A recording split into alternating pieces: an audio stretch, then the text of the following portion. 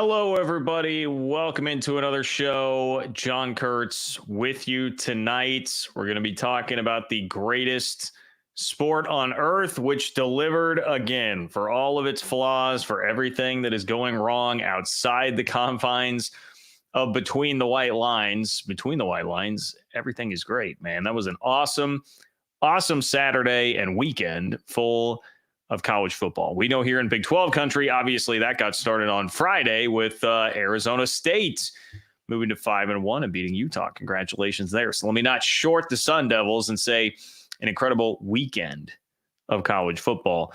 All the way to the very top, Ohio State and Oregon, K-State fans, Big 12 fans saw Will Howard there in that game. I feel for Will for the way that ended. But there are connections all the way up to the very top. And really what I think you're seeing, especially when you look at what happened in the SEC this weekend, is that it feels like a really, really damn wide open year of college football, which is a very good thing. That is a very good thing for the Big 12 and the ACC. If you are new here, obviously, as you can tell there by the open, this channel, we are going to be generally not totally power two focused, right? We're going to talk about what matters to college football in the college football world, but you're going to get a non-power two perspective on that. Show originates from Big 12 country, but we have plenty of ACC folks that are here as well. So you're going to get full scope there from the 4 Power 4 conferences. And what I really want to zero in on today is how this national landscape shapes up for what could be not only just an awesome college football regular season the rest of the way, which is first and foremost most important, because we here believe that the regular season is much, much, much more important and meaningful than the playoff. But at the same time, what we're seeing right now could be good news for the Big 12 and the ACC when it comes to the college football playoff. If the Big 12, for instance, is going to take advantage of that, do they have a team that can do it? That's another part of the discussion here. Iowa State and BYU seem to have really separated themselves in tier 1 of the Big 12 right now.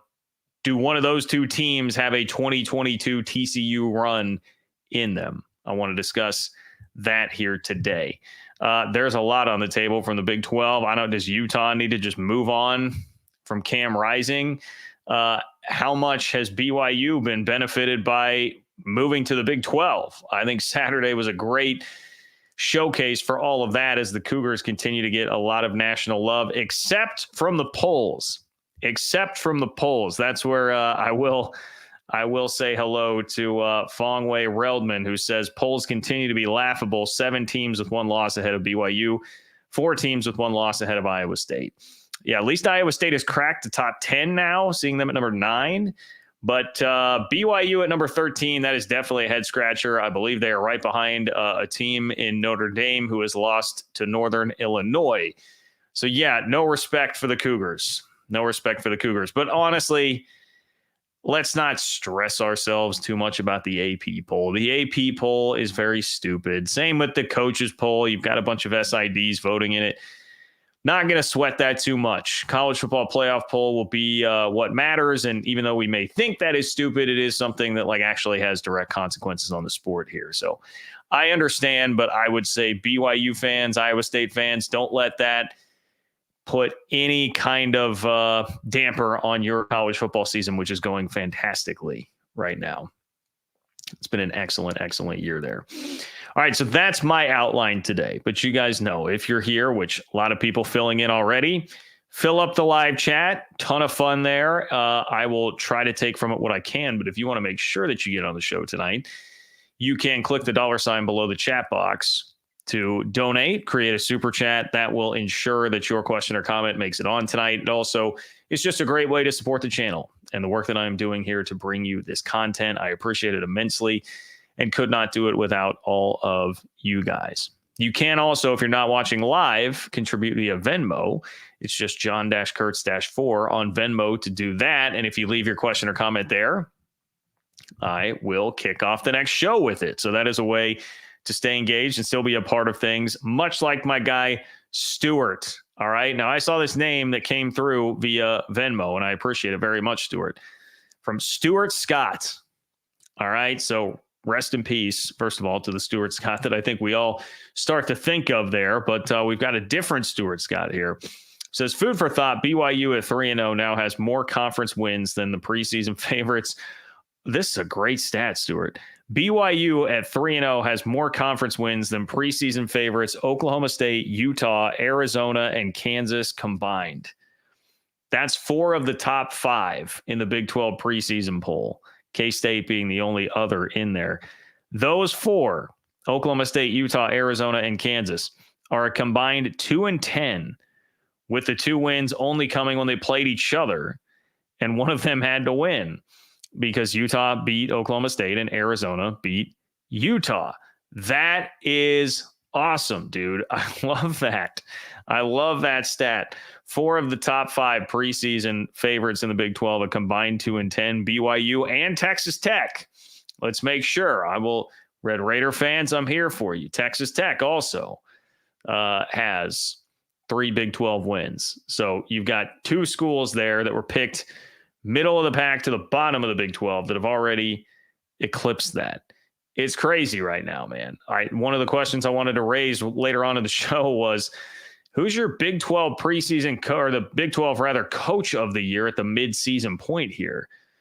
You have a very strong race between Kalani Sitake, Kenny Dillingham, Matt Campbell, and maybe Joey McGuire, man. I mean, that's a tough one. That is a very, very tough one.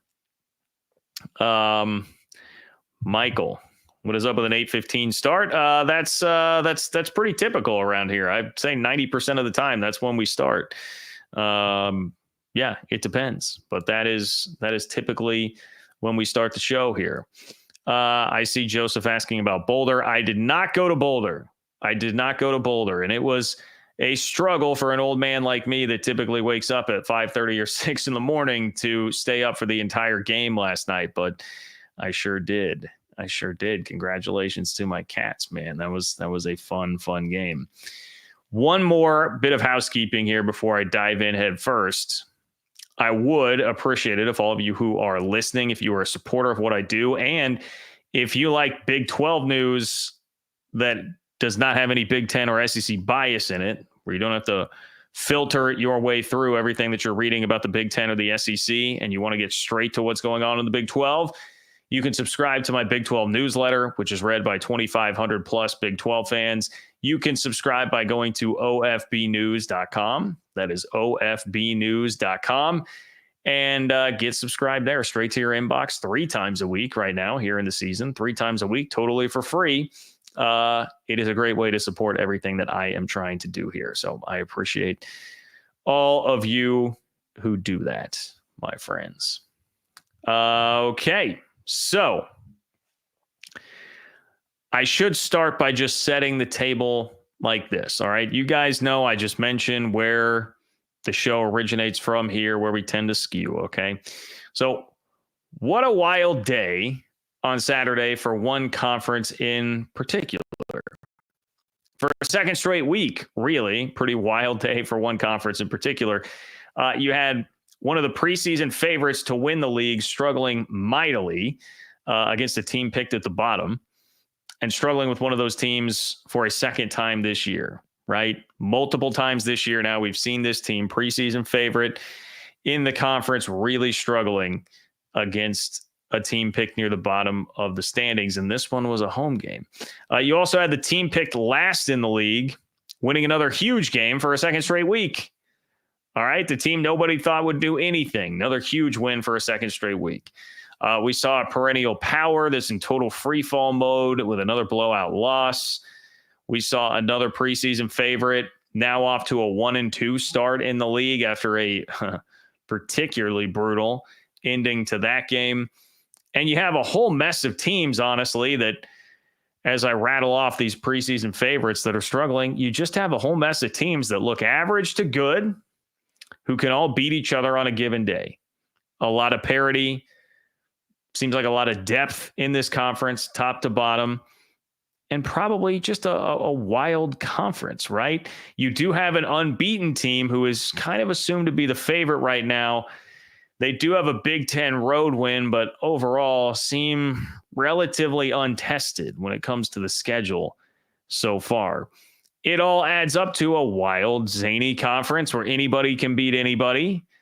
And it may be the most entertaining in college football. It is hard to top just the depth from top to bottom, even if we're not sure if there's a great team at the top. So as I mentioned, of course, yes, it is a great Saturday of college football in the SEC. Everything that I just read to you there describes the SEC. Obviously, the setup there is about the Big 12, which typically gets that branding. And so many of the same things that are happening right now in the Big 12 are actually happening in the SEC, but you don't really hear about that very often, at least not in those terms, because, well, when the SEC does it, it's the sign of a deep conference. It's the sign of a team that has so much depth and talent all across the board. But when it's the Big 12 that does it, well, it's just a bunch of mid teams fighting it out with each other and teams that are not going to be able to do anything in the postseason in the college football playoff. But yet, when you really break it down, both leagues are pretty damn similar right now in respect to what is happening. I would say possibly with the exception of Texas, but I would raise questions about how much Texas has actually been tested. Oklahoma cannot score. That is an offense that has zero chance. That is a typical Iowa offense masquerading in crimson. And so for Texas to do what they did at the State Fair, I mean, Michigan, maybe I should give them more credit for their Big Ten road win. Obviously, the parallels are there with Iowa State going to Kinnick and winning. It's probably tougher to go to Ann Arbor, and I know Texas really did thump them there. Texas does look like a team that is a cut above the rest in the SEC right now, but you can raise some questions about how much they have been tested. But man, outside of that, I tell you what, Georgia's messing around on Saturday with Mississippi State. Georgia damn near got beat by Kentucky. They did get beat by Alabama. And speaking of, how about the Crimson Tide on Saturday? Their encore performance to losing to Vanderbilt was to play a game where they absolutely should have lost at home to South Carolina. I mean, there is no getting around that. They should have lost that game at home to South Carolina. So, the Gamecocks, man, I feel bad for you. Much like the LSU game, that is one that you should have won. And hey, maybe South Carolina is pretty good. But we come back to that now. You start comparing all these results and you're like, all right, well, the league seemingly just has a lot of pretty good teams that are dangerous and can beat almost anybody on a given Saturday. I brought up LSU. They beat Ole Miss. But this is the same LSU team that also lost on a neutral field to what is now a 3-loss USC team. So I don't know. What are we scared of LSU? If you're a Big 12 team playing LSU in the playoff, are you scared of LSU? I don't think I would be. I don't think I would be scared of Tennessee either, who has scored a whopping 18 points per game the last 2 weeks against Arkansas and Florida. It was a home game against Florida. Dead to rights, dead man walking, lame duck coach Florida. And Tennessee could not put them away. Very much struggled on offense the entire night. Ole Miss they have started now 1-2 in the SEC after all the money that they poured into that roster and all the talent that they have built up there. That's what's happening in the SEC right now. So why does the SEC get treated like there's this great deep conference? And the Big 12, it's just a lot of teams that aren't that good. And that's why everybody is going to chew each other up and spit them out. And that's why the Big 12 won't get 2 teams in the playoff and why they will just get dominated and be out of the playoff very quickly. I'm sorry. I've got to raise a little bit of a Lee Corso, not so fast, my friend, at that. Of course, I know the answer here, why it gets treated differently. The response that I would get back from people would be, well, about the amount of NFL talent and recruiting rankings, and there are just better players in the SEC. And look, there are, But I think if you pay attention to what is actually happening in the broader context of this season, it starts to look a bit different, and you should be treating these in a more similar manner, even if the caliber of athlete is generally going to be better in the SEC. Because this season, this 2024 college football season, is already drawing a lot of comparisons to 2007. Now, 2007 is significant because that, at least in my memory of my lifetime, which began in 1989, I mean, it seems like the wildest year that we have had in college football in that time span. Like a generation. You could almost call it the wildest college football season in a generation was that 2007 season. The number one team lost 4 times. Top 10 teams were upset 29 times throughout the season. We had a 2-loss national champion, and Kansas, South Florida, and Rutgers all got into the top 10 at one point in time. Like, it was a topsy-turvy year with upsets all over the place. This year, as of last week, we were only one top 10 upset off the pace of what had happened in 2007. So that was a great start. We are close. Alabama didn't lose, but I'm almost counting that as a loss. If you look and see how poorly they have played the last 2 weeks, they have been, it's not fluky, they have been outplayed in back-to-back weeks by Vandy in South Carolina, and one of those games took place at Bryant-Denny Stadium in Alabama. So the SEC powers look very vulnerable. You have teams like Vandy, Army, Navy, Iowa State, Illinois, Indiana, all having incredible seasons. This is setting up to be a 2007-esque kind of a year. Now, in 2007, we still had the BCS. So it was just 2 teams would be plopped into the national championship game. Difference being here, if you've got a 2007 type of year, but you get a college football playoff with it, and now we're looking at, you've got to really earn your way through here by avoiding upsets through multiple rounds of the playoff to win games and actually get there. Boy, now we're talking about a different way to put to work all the new parity in the sport that we have this year, and all of that zaniness and the upsets and how wild it is. That can come to fruition in a totally different way when now all of a sudden everybody's got to go play in a 12-team playoff.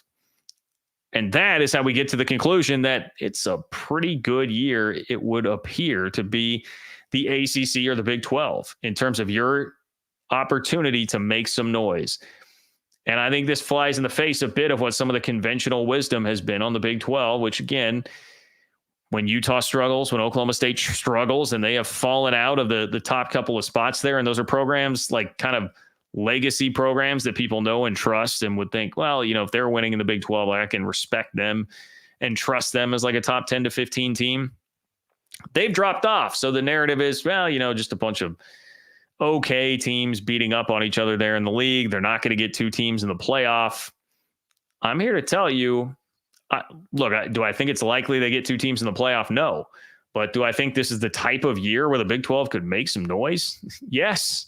Yes. If we're going to get another 2007, absolutely. If we matched up Bama and Iowa State right now on a neutral field, I'd be very interested to see how that game goes. Bama, BYU. I mean, would you consider South Carolina to be significantly better than Iowa State or BYU? I don't think that I would. So the caveat here always is, if it's the playoff, is this just like an effort thing from like an Alabama, for instance, and the playoff, you'd get their best effort and it wouldn't. Maybe there is something to that, but I can tell you, watching each of those games, especially the Vandy game, I mean, Bama just got outplayed. It was not fluky. It was Bama getting outplayed. So is it really just some sort of effort thing with them? You know, I don't know. LSU obviously has really high caliber athletes, but they found a way to win. They utilized their home field magic, which they never seem to lose night games there, and they pulled one out of the fire against Ole Miss. But that does not look like some complete unit, and their loss to USC has aged very poorly with the way that the Trojans are playing right now. So I'm telling you, Texas looks very good. Oregon looks very good. Ohio State, I know they lost that game. They still look pretty good. But if you want to just like win a game or two in the playoff, you want to have a 2022 TCU type of run, I think it's there for the Big 12 this year. And by the way, I know I said the ACC as well. I mean, the ACC has two teams that are higher ranked than what the Big 12 has in BYU and Iowa State when you go with Miami and Clemson. But we talked about this last week. Miami, the same Miami team that frankly definitely should have lost at least one of the last 2 weeks. And you could argue both when they get the lucky Hail Mary call against Virginia Tech and they get a couple of lucky calls to go their way against Cal. Miami is very vulnerable. They are very vulnerable. Clemson may have the best case of anybody here to say from the ACC, like, hey, we are legit. We should get a spot above all these Big 12 teams because, yeah, we got blown out by Georgia, who doesn't these days. Well, not Mississippi State. But I'll give them a pass for week 1 against Georgia and say they're just clobbering everybody else. Clemson does appear to be pretty good. So for the ACC, I know it's not like Clemson being good and making noise in the playoff is really all that much of an upset or something different or crazy because they've done so much of it over the last 10 to 15 years with Dabo Swinney. But it has been a minute. And for the ACC as a whole, as a conference, it's been a minute. And they could really use that. They could really use one of those teams making a big run. So then the next question will become, do you have a 2022 TCU type of team in this league right now if you're the Big 12? It doesn't have to necessarily be the same total archetype of how TCU sort of rose from the ashes to turn itself into a national championship contender and make it all the way to the national championship game. But do you have a team that can be that caliber, that can run the table, generate a lot of interest and excitement, and have the necessary confidence and tools to go into the playoff and possibly win a 4-5 game?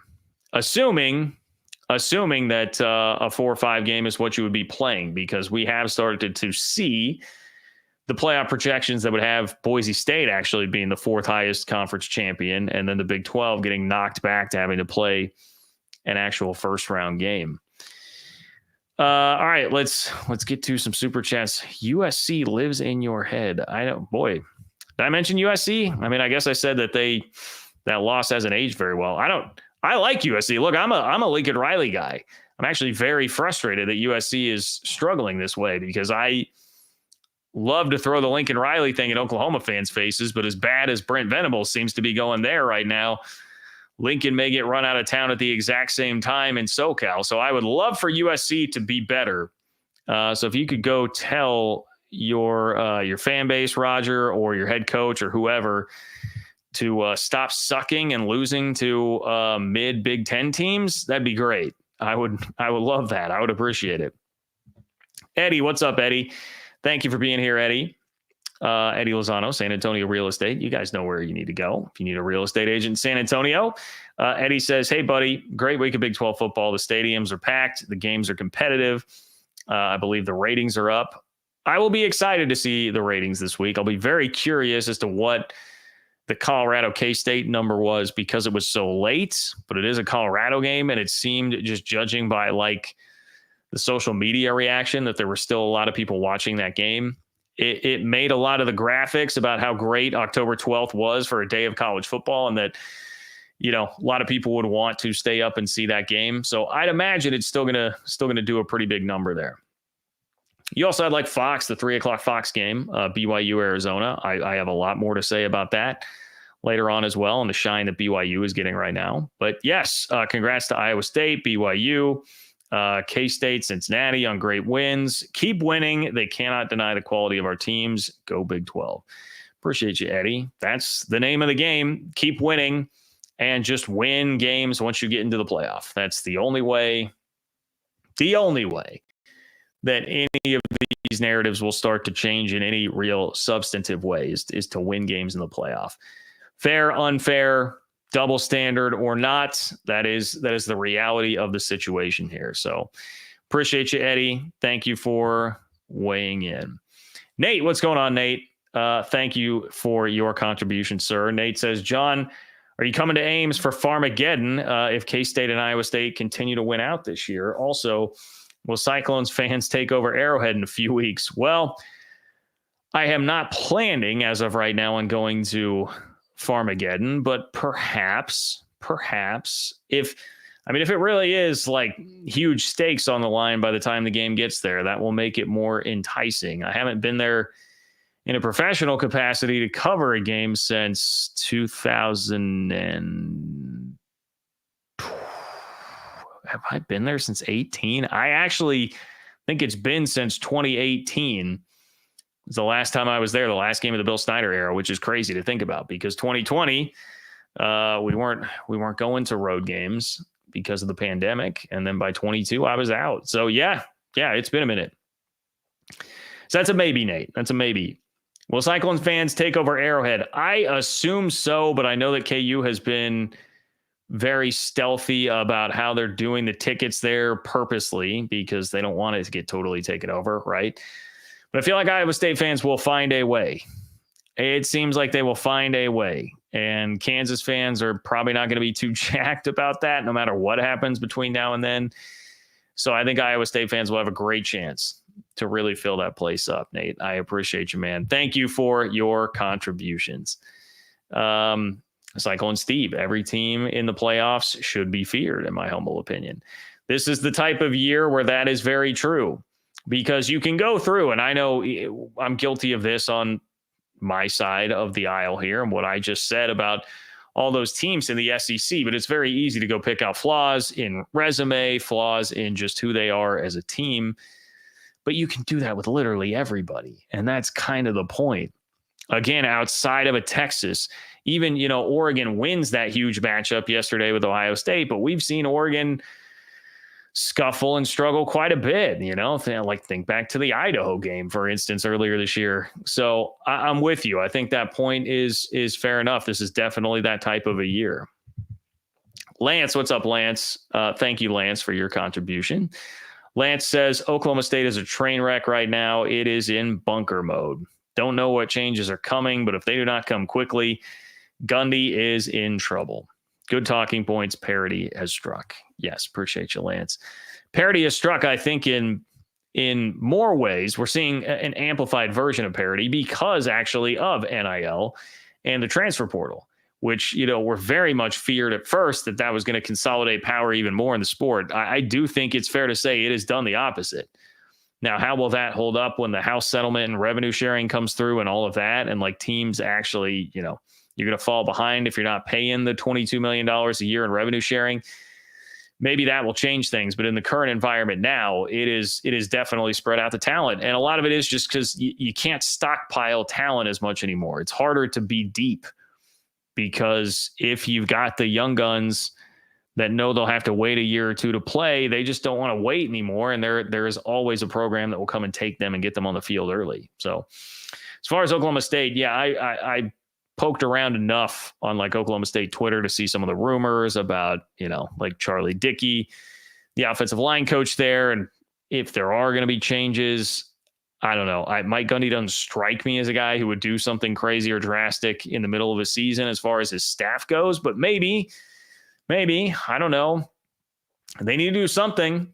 Oklahoma State needs to do something. Now they've got to go to Provo. So have fun with that. The way it's going for anybody who's walking into Provo right now. Gundy may be in trouble, and it may be that Gundy just walks away. I wonder that. That's based on nothing, just other than pure speculation. But he doesn't strike me as a guy who would be super into like the current landscape of college football, even though he generally says the right things at this point, I would say, when he speaks publicly about it. It wouldn't shock me if he said, look, I don't want to deal with this anymore. I've got a ton of money. I saw his house that he was selling on Zillow gone wild within the last year. The guy's doing just fine from a financial standpoint. So maybe that would be it. Maybe it would be right off into the sunset. I don't know, but I do have some empathy and sympathy for you, Lance, as an Oklahoma State fan, because things are definitely rough there. Eddie says, I missed it. The other congrats was for ASU. Okay, yeah, ASU, Arizona State. Next week will be a great weekend as well. It definitely will be. both nationally and in the Big 12. It's setting up to be an awesome week on paper. But yes, congratulations to Arizona State, man. Kenny Dillingham. It was not always perfect or pretty. I was not crazy about his decision to go for it on fourth and was that like 4th and 1? I was not crazy about a lot of the coaching decisions being made by both Dillingham and Whittingham down the stretch run of that game, but he's got those guys playing great, playing really hard, and Cam Scadaboo is one of the most fabulous and underrated players in the conference that not enough people are really talking about. He had another crazy game, 158 yards rushing, couple scores, and just a Herculean play there at the end of the game. So I gotta give a shout out to Arizona State there. Thank you, Eddie, for helping us do that. John Teal, don't forget SMU. They control their own path. Yeah, I mean, well, the ACC is actually pretty interesting. Bring this up here so I don't forget anybody, because close your ears, West Virginia fans, but Pitt is a part of this too. Pitt has found a way to stay unbeaten. When you get beyond just Miami and Clemson, the category of lurkers there is very interesting. Pitt, SMU, and then it's like Louisville, Syracuse, Virginia. But SMU, as much as we may all hate it in Big 12 country, they are lurking there. They're lurking there. They've only lost the one game this year. They obviously blew out our beloved TCU Horned Frogs. So yeah, fair enough, John Teal. You are right. I should not abstain from mentioning them. Well, speaking of TCU, all right, this will be a little bit more positive for you Frogs fans, because I'm going to invoke your 2022 season here and raise the question that if you are the Big 12 and you're looking at what I just laid out for you and described, which is a very wide open college football landscape this year, one that because of the portal, because of NIL, resembles in many ways 2007 when you had teams like Rutgers, South Florida, Kansas, all in the top 10 in college football. Number one team going down 4 times, 29 top 10 upsets throughout the year. If you've got a bonkers year like that, do you have a team that can take advantage in the playoff when it looks like there will be more vulnerable, flawed teams out there for you to get a piece of once you actually make it there? I would take that all day, every day over the opposite if you're the Big 12, rolling the dice in the playoff every single year if it's going to be a totally wide open year without a lot of really strong teams that we feel like are running away from the pack at the top. But you've also got to be good enough to actually go take advantage of it, even if that is the case. So Bama, Tennessee, Miami, LSU, teams like that all struggling. Do you have somebody that could go line up and beat one of those teams, just like 2022 TCU did to Michigan? It's a tough question to answer right now. I tell you that. I think there are 2 Big 12 teams that have some similarities to 2022 TCU, but whether or not they have the gumption to go through with it and get the win the way that TCU did against Michigan that year is a different story. That is a different story. I think we should all be able to agree that if you're doing a tier system, for instance, in the Big 12 right now, like Iowa State and BYU are tier 1. They are tier 1, and I think they are tier 1 by themselves. I know, like Texas Tech fans, I can sense the pushback. I got some of it on Twitter today. Yes, you are 3-0 in the Big 12, but that is also still the same team that got blown out on the road at a non-Power 4 opponent in the non-conference, and the same team that gave up 51 points to Abilene Christian.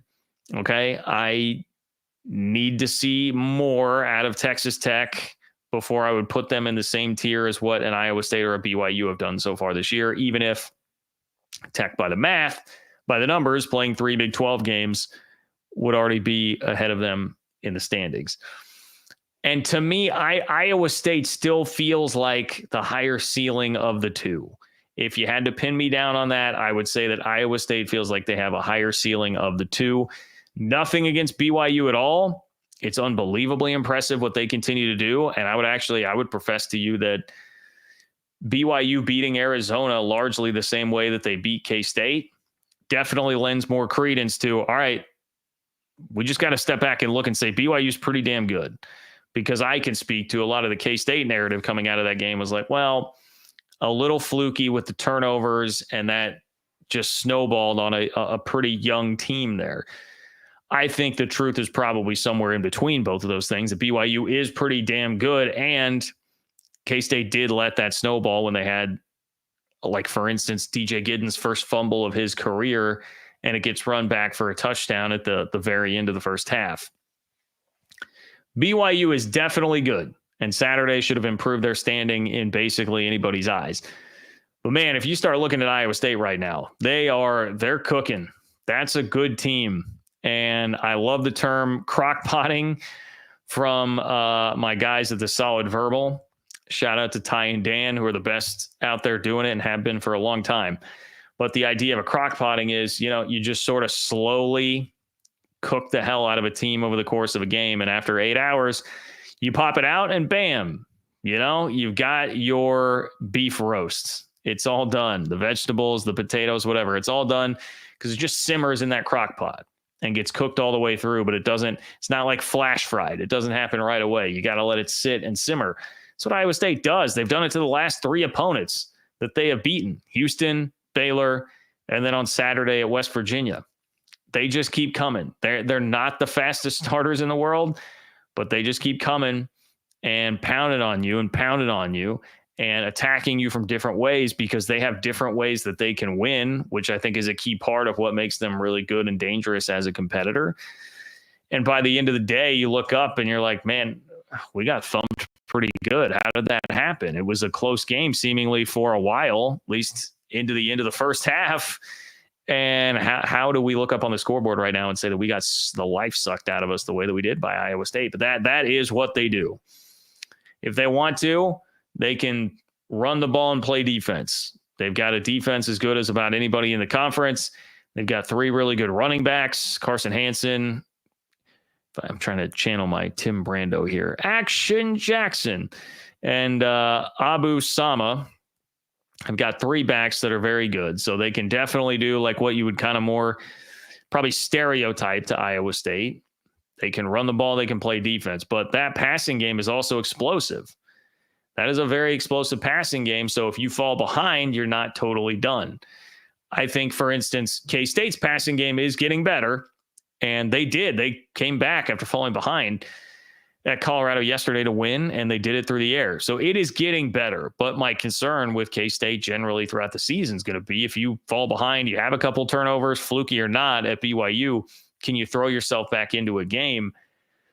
We seem to be taking steps in the right direction for K-State, but I don't know if I would trust that as a general rule of thumb. But you can trust that with Iowa State because Rocco Becht is such a rock-solid quarterback himself, and they've got some real weapons there between Jalen Noel and Jaden Higgins. Like they've got guys that can go out and make plays and catch the ball. So even if you fall behind, you have the ability to come back.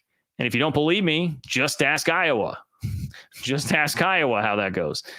Cyclones were able to use their passing game to rally back after they had been just dominated the entire day. So I think Iowa State has the higher ceiling. If you ask me who should be ranked higher, if we wanted to have a real resume debate, how do you value a blowout win over K-State at home by BYU versus a road win at Iowa? For Iowa State, that's one of the questions you would have to ask yourself there. I would not tell you that I'd get real fired up either way. But I do think just based on the rosters and what I've seen from the teams, I believe in Iowa State's upside a little bit more. Doesn't mean that it's going to work out that way. Doesn't mean that they can't still drop a game here. But that's how I would view it when I compare them to BYU. Either way, they are both, based on merit and based on eye test, like what they look like, they are both in tier 1 of the Big 12 right now. So does that make them 2022 TCU? Well, BYU, if you want to look at it from where their preseason expectation was, they're actually pretty similar there to what you had with TCU, who was picked 7th out of 10 teams in the Big 12 preseason poll that year in 2022. That was jarring, by the way, to go back and look that up. And I'm like, 10 teams? That's all we have? I saw a graphic. I was like, did they just cut that off? Nope, 10 teams. Just a couple of years ago, we only had 10 teams in this league. Now there are 16. TCU in 22 was picked 7th out of 10. BYU this year picked 13th out of 16.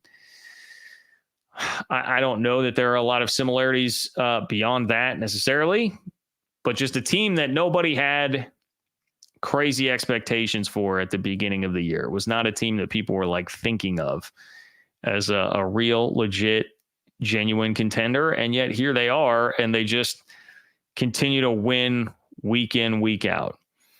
As I said, the Arizona game, it started that second half. When I saw Fafita throw that interception that got tipped up in the air on the first play of the second half, I thought, all right, well, this feels eerily similar. It was right at the end of the first half as opposed to the beginning of the second half for K-State, but it was this weird-looking turnover that became a massive, massive issue. And same sort of thing happened to Arizona, although they were really just kind of held at bay and had the life squeezed out of them throughout the entire game. So it wasn't like that in and of itself was all that different from most of what the rest of the game was like. If you're Iowa State, maybe you could make the comp like, does Rocco Becht have some Max Duggan in him, in just the fact that not the flashiest guy in the world, not the guy, honestly, if you go back to 22, like Chandler Morris was supposed to be the guy taking over for TCU. He gets hurt. Iowa State had, it's JJ Cole, right? Who was like the Elite 11, very highly recruited quarterback that I think most people figured was the future. Instead, Rocco Becht takes that job. Not flashy, but incredibly effective. Very, very effective quarterback who I think is outperforming what you'd expect of him, which is 100% what happened with Max Duggan. So there are some loose comparisons there that I think you could draw to either team. But the real question here for everybody is going to be, are they going to be good enough to go beat? Can they beat an Alabama? Can they beat a Miami? Whoever it might be that shows up in that spot in the college football playoff. I think this is as good a year as any for them to be able to do it, and that should tell us a lot when we get there as to how that Big 12 team would fare. And if you start looking, by the way, at the upcoming schedules, you could see, here's another interesting narrative shift, potentially perspective shift on how you've been talking about the Big 12. Everybody has said, as I joked about earlier, it's a conference where everyone will beat each other up because it's a bunch of average to above average teams that are very similar, and you're going to get a lot of variance week in, week out, which will make it wild. It will make it the most fun conference out there, but it does not make it a great conference. Maybe we should shift the way that we're looking at that, because if you start looking at the schedules here, if you're looking at Iowa State's schedule, you can definitely see how they're just going to keep ripping off win after win. And that's why I start to transition the question a bit from, hey, how wide open is this thing? Who can survive this gauntlet where everyone's going to lose a bunch of games to, hey, let's pay attention here, because we've got two teams in BYU and Iowa State that are certainly looking capable of handling everything else on their schedule. Now, it's a lot to ask to do that like week in, week out. And a lot of times you are going to be bound to slip up somewhere, but I think it looks more promising for them for sure to be able to get through that without too much of an issue. Iowa State basically has 4 straight home games coming up now. That West Virginia game was such a like linchpin game in their season, because if you get past that, boy, it starts to look very manageable until you get to the end of the year when it at Utah and then K-State at home was supposed to be this like crazy 1-2 punch of like, all right, schedule finally catches up to you. But that's not really how it's worked out, because Utah now looks like a mess. I mean, I don't know what they're going to do. I don't know if Cam Rising stands to actually get a lot better or healthier throughout the year. They may just cut bait and say, we've got to go with Isaac Wilson. That does not look like the challenge that it once did. And so now Iowa State's got UCF, Texas Tech. They go to Arrowhead to play Kansas, which very well could resemble a home game by the time we actually get there. And then they have Cincinnati at home. Those are all manageable opponents. Texas Tech will be a big game, okay, especially if the Red Raiders keep winning before that one happens. It will be a big game. But those are all, especially at home at Jack Trice. That's a place where this team, this program is not losing very often. So they've got a good shot there to really get rolling. I don't know that I would say good shot to be 12-0 TCU, but they've got it. They have at least earned the right for us to be having that conversation, I think, right now. BYU schedule's a little bit trickier. They've got road trips to UCF, Utah, and Arizona State. So that's going to make things more difficult. Utah being a rivalry game too. And if Utah really is in the mode, it seemed like Friday night, judging from their fans' reactions, that they were kind of in the mode like, all right, well, season's over. Lost 2 games already in the Big 12. There's no way that with that kind of a start, you're going to be able to pull yourself out of that hole. Season's over. If they do view it like that, then the BYU game would be the one salvageable thing from their season. If you can at least go win the Holy War and beat your rival, that would go a long way toward at least making you feel a little bit better. So I don't think that game will be easy. I would still say going to the bounce house, like you should at least respect that.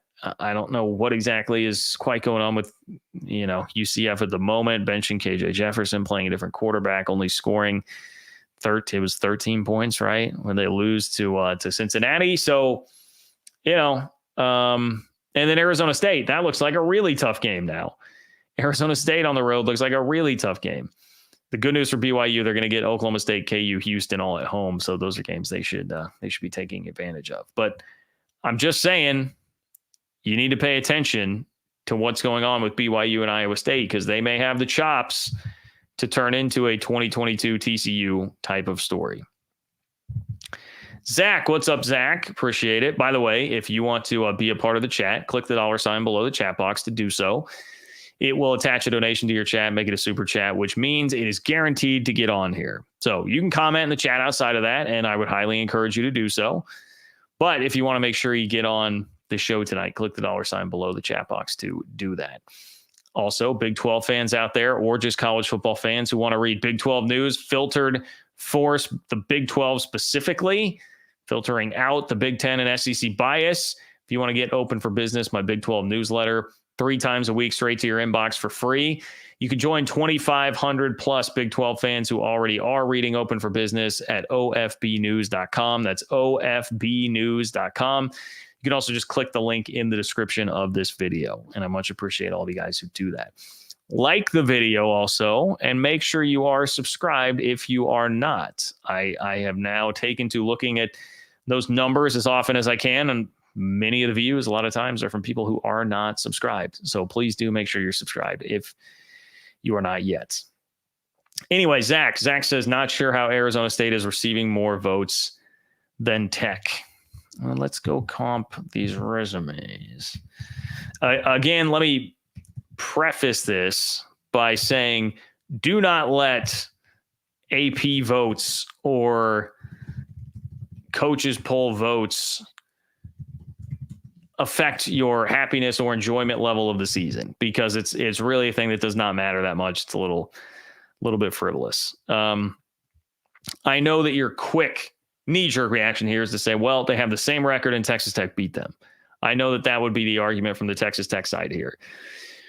As much as that seems to logically make sense in a lot of places, I do think you have to evaluate the entire resume as a whole when you're doing something like this, and people can get really caught up in hating that it wouldn't just work like head-to-head. But that's why I'm bringing up the whole resumes here. Utah, Kansas, Texas State, Mississippi State, Wyoming. Those are the wins that Arizona State has so far. Texas Tech, Abilene Christian, North Texas, Arizona State, Cincinnati, Arizona. They have a blowout loss at Washington State. Arizona State's one loss was by 8 in Lubbock. It's very comparable. What I would tell you, honestly, a lot of that is, Zach, is that it's some recency bias in the polls. That's just how it works. Texas Tech was off and Arizona State had a big win, so they're going to be more top of mind. They had a big win in a standalone spot on Friday, and maybe this is a good exercise and good lesson in how this can help, even as frustrating as it is for some of us to have to stay up late to watch those games.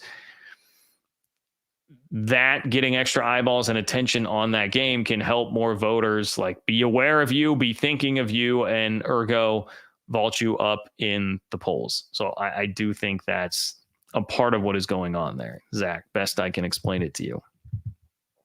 Man, you guys really hate the polls. Jake rather says, and Jake, I appreciate you, man. Jake says, is it me or does it feel like the Big 12 is being slighted by the AP poll? LSU should not have jumped Iowa State. Total biased BS. Bet the Big 12 gets snubbed in the college football playoff. Long way to go before that happens. We shall see. But as far as, all right, so I still, just to be honest with you, I have a hard time getting too fired up about, like an LSU jumping Iowa State in the poll, and not because I think it's like justified or anything, just because, it's one of these polls that kind of stupid the way it all works, but we know how it works on a week-to-week basis. There will always be, like, Oklahoma was ranked 18th last week. I think anybody with eyeballs that has watched them play football this year knows that they're not the number 18 team in the country. The defense is certainly good enough to be, but that offense is so wretched, so bad that they are not. And we saw what happened out there against Texas. So they're wrong frequently, but I would say LSU jumping Iowa State. I mean, you put them on a neutral field, I think you'd get a pretty close game, but it's top of mind. What just happened? LSU beat Ole Miss. Iowa State beating West Virginia, not viewed as nearly as impressive of a win. So you're going to get the bump for the W there. And yeah, probably an SEC bump for LSU, no doubt. No doubt. So Jake, I appreciate you. Thank you for being here. Ryan says, my Cougars still have a lot to prove, John. Oklahoma State, UCF, Utah, and Arizona State are no cakewalk. Oh, they are definitely not. Oklahoma State might be right now, but everybody else, Oklahoma State and Provo, I think you should be fine as long as BYU's got its head on straight. UCF, Utah, and Arizona State, all three being on the road. It's tough. It's definitely, BYU has a much tougher remaining schedule, I would say, than what Iowa State has.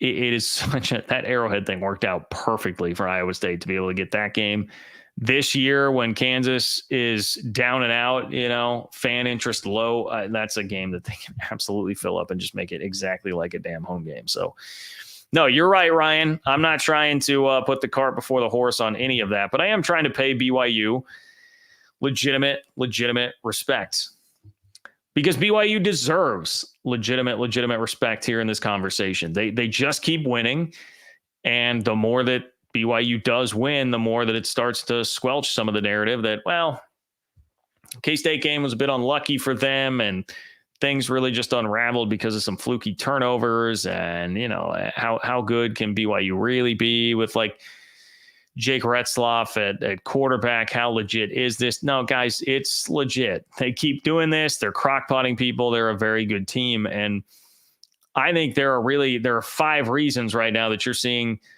their brand blow up quite a bit in the Big 12 here. This Big 12 affiliation, I think, is really helping to blow up BYU's brand and get them way more national attention. And if you don't believe me, let me play you this clip. We'll see if this is, I just am realizing this is a Twitter clip. I think sometimes we have trouble with the audio on these, but let's play this.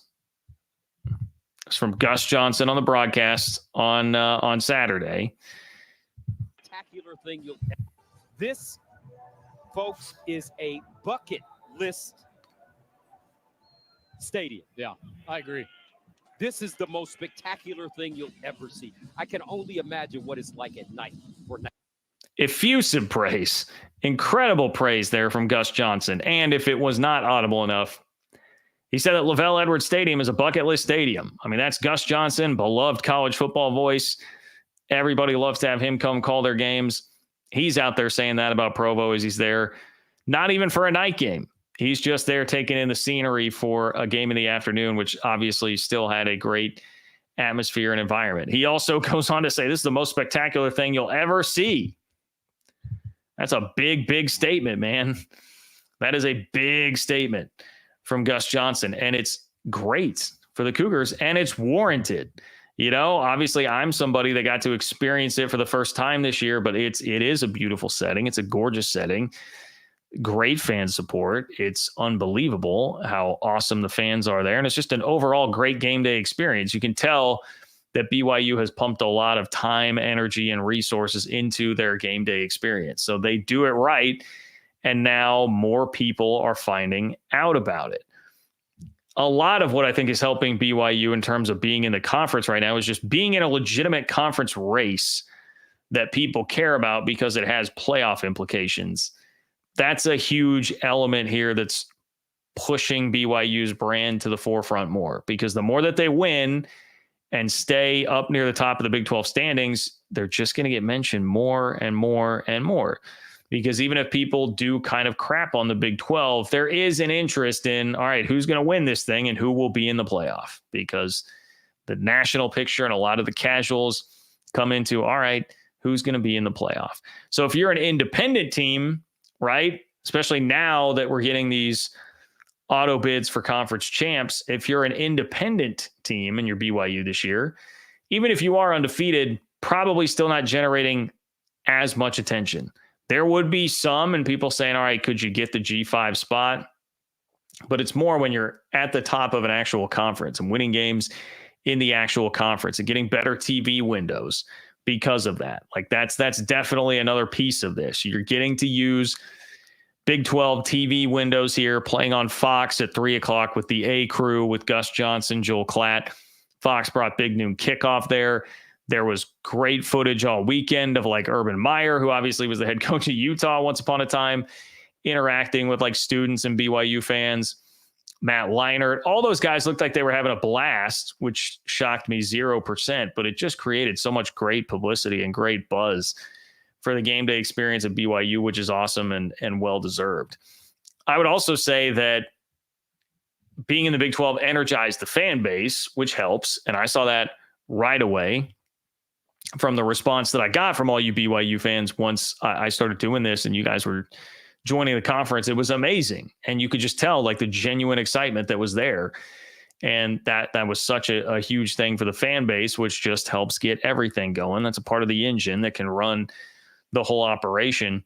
I would also really tell you that I think being in the Big 12, that pushed the program. You needed a push, and we're seeing the result of a push from BYU's program in a 5-7 year last year into what they are this year. That was, I think, a humbling experience for BYU last year, especially when the start was so good, and then it flipped on its head and limped to the finish line. But if 5-7 last year, if you were not in the Big 12, for instance, if you're BYU and you go 8-4 against an easier schedule as an independent, you're probably not going to be as pushed to make bigger changes to the program this year to elevate your program. But when you come into a conference and you go 5-7, now all of a sudden it's all right. Well, that's not really acceptable and where we want this program to be.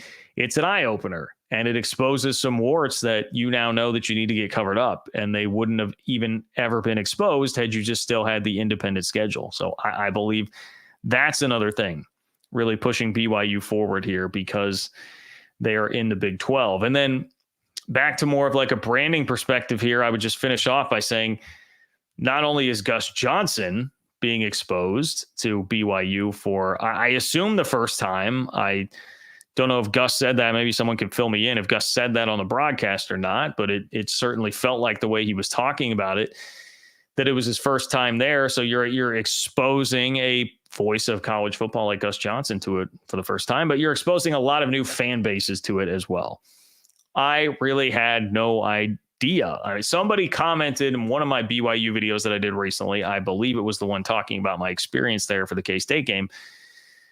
I had called it like the most underrated atmosphere in college football. And someone said, no, it's not underrated. Like, obviously, we've known about this for years. And I said, well, okay, fair enough. I'm a massive college football fan, worked covering college football on a professional basis for a decade. I didn't really know much of anything at all about the backdrop, the environment, any of that at Lavelle Edwards until BYU joined the Big 12. And then I started paying attention. So you're just getting so much more exposure to so many more fan bases and big, large, passionate fan bases that care. But it's clear, no matter what happens the rest of the year, man, this has been really beneficial for BYU. Really beneficial. The way it's happened, the wins that they have, the attention that their environment is getting, and the fact that they just do everything in such a first-class way there, that anytime you do get someone coming in and saying, hey, we need to pay some attention to this here, like Fox did with Big Noon Kickoff and all that. You meet the moment. You're ready to meet the moment. And BYU has certainly been ready to meet the moment. It's been such a perfect marriage between the Big 12 and BYU in terms of something that I think has been very mutually beneficial for both parties. And we're seeing the fruits of that labor and everything come to fruition this year with the season that the Cougars are having. So congratulations to BYU. Shout out on another great win with a defense. Yeah, you're talking about like a crock-potting sort of effort. That's really what it felt like against Arizona. Forced a bunch of turnovers, got Arizona totally out of sorts when the turnovers started happening. And BYU's offense is efficient enough, and they make plays enough when they need to be able to lock it down. Jake Retzloff is certainly good enough when everything else is functioning at that kind of level for BYU. All right, let's finish off with some super chats here. I see two that I have not gotten to yet. This is definitely buzzer beater time. I'm going to step aside in just a moment, but let's chat with Matthew. What's going on, Matthew? Matthew says, Cincy is quietly looking pretty good. They may make some noise in the conference standings. Oklahoma State, biggest surprise so far with KU close behind. Biggest surprise, if you ask me, biggest surprise. I do think it's got to be, well, as someone who picked Oklahoma State to win the league this year, yeah, it's got to be Oklahoma State. Kansas would be close. Utah also, honestly, would be close. And I know that so much of that is Cam Rising's health. That is a guy who definitely does not look healthy out there on the field and definitely is looking like, he's feeling the age of having been in college football for 7 years. I feel bad for him. I don't mean to make light of that situation at all, but they would be in the conversation to me as well for biggest surprise. But you are right about Cincy. Okay. So Cincy grinded one out on Saturday. And I mean, like every sense of the word, that was a grind to get it done against UCF, but never apologize for a road win. They win 19-13. They are 4-2, and their two losses are a 3-point loss at Texas Tech in a game that was very competitive and a 1-point loss to now still unbeaten Pitt, who is 6-0 in a game where Cincinnati blew a multi-score lead in the second half. Like, Cincy definitely should have won that game against Pitt. Had that been flipped and they were sitting here at 5-1 and the only loss is a close loss at Texas Tech, yeah, it may even change the conversation around them a bit. They're certainly good enough to make some noise. I'm looking at the rest of the schedule. It is pretty tough. They have road trips at Colorado, Iowa State, and K-State. Home games against TCU, West Virginia, Arizona State. So, I mean, West Virginia, Arizona State, those are both difficult. TCU certainly is good enough to beat them from a talent standpoint. We'll see what TCU will be by the end of the year there. But yeah, and the real difference with Cincinnati is it's all about quarterback, man. Brendan Sorsby is a guy who can really play. I am going to go look at his line here. I haven't looked at the line. So yeah, he threw for 241 yards against UCF, 2 picks though. So cut down on the turnovers there. But Sorsby makes a massive, massive difference in that team and that program. Nate, what's up, Nate? Nate says Iowa State is the only school currently ranked in the top 10 in football and about to be ranked in the top 10 in men's and women's basketball preseason poll. Very much the golden age of Iowa State athletics. I would not imagine I'm going out on any sort of limb in saying that the way things are going right now for the Clones. So yeah, Jamie Pollard, I think, is a very good athletic director. And he's done a great job with that. Matt Campbell has more than righted the ship from what looked like a really low moment when they lost everybody in the gambling scandal. They were losing some starters there and their quarterback after a 4-win season. And Matt Campbell has totally figured it out. And I think, I would be pretty shocked at this point if they don't win 10 games in the regular season, which will be a big program milestone for Iowa State. So yeah, shout out to the Clones, Nate. Shout out to the Clones. Ryan, we always wanted in the Big 12, but Texas kept us out. Yeah, I'm glad that I assume, Ryan, are you a BYU fan? Where did Ryan said, yeah, my Cougars. Okay, yeah, Ryan's a BYU fan. Also the Pac-12. I know the Pac-12 was one that geographically would have made sense too.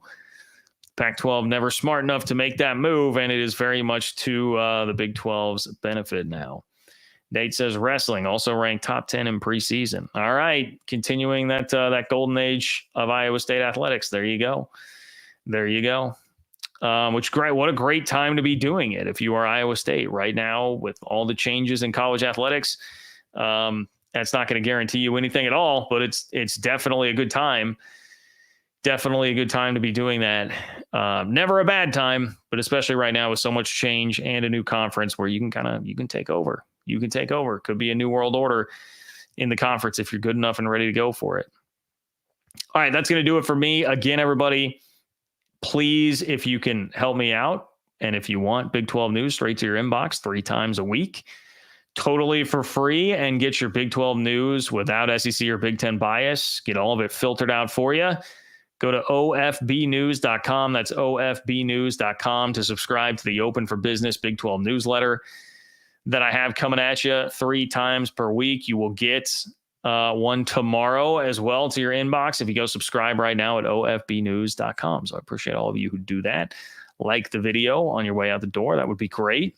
If you would like to be a part of the next show and you aren't watching this live, you can go to Venmo at John-Kurtz-4 in order to make a contribution there and just leave your question or comment, and I will read it to kick off the next show. I should also shout out Polly, who also contributed on Venmo. I forgot after I got to Stuart's comment there. So thank you, Polly, for your support as always.